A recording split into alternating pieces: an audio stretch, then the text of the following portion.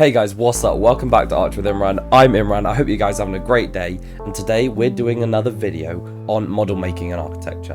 Now, this is the second part in our 3-part series, and today we're going to be looking at development models. But make sure you watch the video on concept models, and if you haven't, I'll leave the link in the description and in a card. Go check that out and then come back here.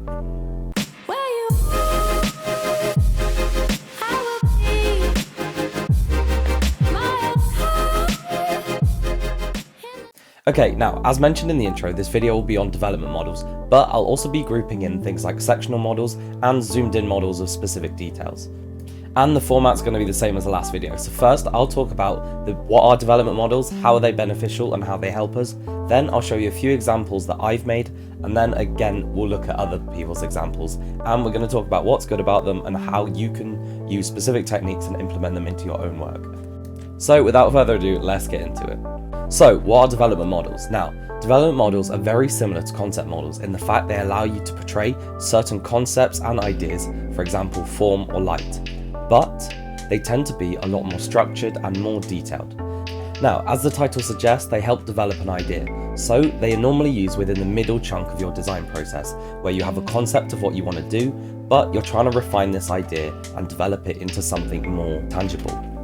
And just to recap, the concepts we discussed in the last video are interactions with sight, quality of light, interior and exterior materiality, form, and orientation. So, concept models can be really sketchy and loose, but development models tend to be more precise and more structured. Now, I haven't mentioned materials because the materials used for development models can and tend to be the same for concept models, but again, they tend to be more refined and detailed.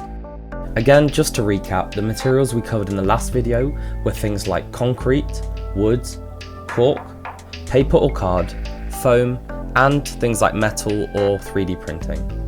Okay, so now we're going to look at some development models I've made. We're going to talk about how they helped me and how I made them, and we're going to talk about how they could benefit you in your design process.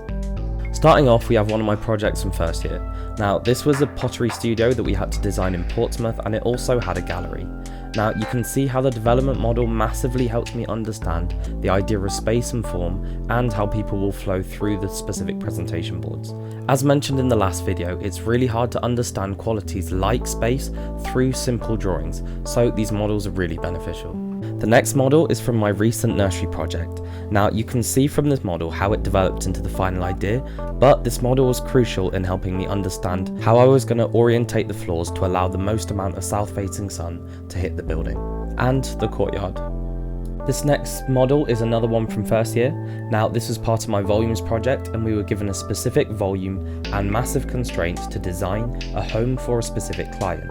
Now, this model really helped me understand the quality of light and how I would have to strategically place skylights to light the area because we weren't allowed to install windows in the walls. Now, I mentioned earlier, I'll also be grouping specific details and sectional models into this video. Now, we have another model from the same project, and it's a detail of the staircase. I wanted to show how storage and a small kitchenette could be fit under the stairs, as they weren't visible in the last model. Finally, we have another model from first year. Now, this is a sectional model of Fadi House by Hassan Fadi, and it shows how passive cooling is achieved with the specific layout and use of thermal massing. Now, this was one of the first models I ever made in architecture school, and you can see how your skills improve the more you work on something. Okay, so now we're going to look at some other people's examples, and we're going to talk about what was great about them and how you can implement those ideas into your work. First, we have this concrete model. Although it looks like a simple massing concept model, I would categorize it as a development model. This is because it's starting to explore the exterior facade and the form of the building. They've used things like recesses and cavities to show things like doors and windows. Concrete is great for models that have a blocky structure or that have a specific materiality you want to show. Now, the next two images are going to be a series of models. What I want to show is how the concept model develops into the development model. Now, in these images, I would only class the last 1 or 2 models as the development models. These are because they start to explore the details that we've spoken about. A great indication of this are because they start to look at things like terrain, entourage such as people or bushes. They also start to solidify the form and develop details in the actual model. A number of these models also use multiple materials to help distinguish things like facades, terrain, and other details. This image shows really well how different materials can also be used within the structure to show different details, such as specific wall types or things like load-bearing walls. Again, development models are there to help your design process, and you can use as many of these techniques as you want, and you can alter them to fit your own workflow. Now we'll be looking at some successful uses of sectional models. These sectional models are great for showing things like floor elements or hidden details that aren't seen from the top down. For example, in this first image, you can see the staircase on the floor below. Sectional models are also great for showing things like spatial awareness, as well as things like cavities in walls or specific structures in floors.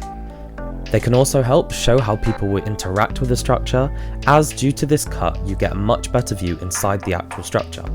You can also use this opportunity of a sectional model to specify materiality of things like floors or columns. Finally, we'll be looking at details. While it may not be necessary in your early years, you'll be expected to have a deep understanding of specific important elements and details within the structures you're designing. For example, window detailing or curtain walls. These models are great for showing you have a clear understanding.